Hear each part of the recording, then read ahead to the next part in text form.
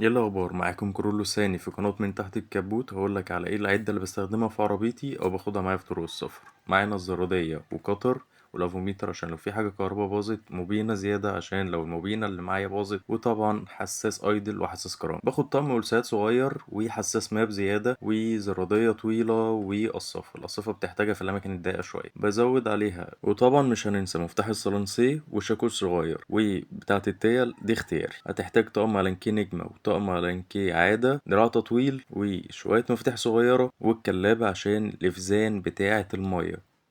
هنزود شوية مفاتيح تاني وطقم أسلحة قطر. وده يا سيدي أهم مفتاح عندي، 13-14 عشان البطارية.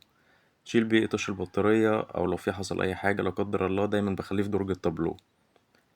دلوقتي بقيت الحاجة بقى، دراع تطويل وكشاف طوارئ وشوية مفاتيح تاني.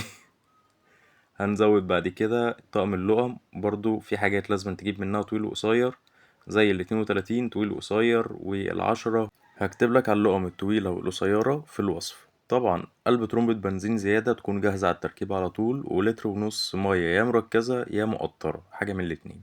وطبعا لازم ناخد معانا زيت فتيس اللي هو زيت الباور، وبينفع في الاتنين. هنزود شوية ريليهات وحساس أكسجين، ده اختياري في المشاوير الطويلة قوي باخده. وطبعا المنظف بتاع الأبواب.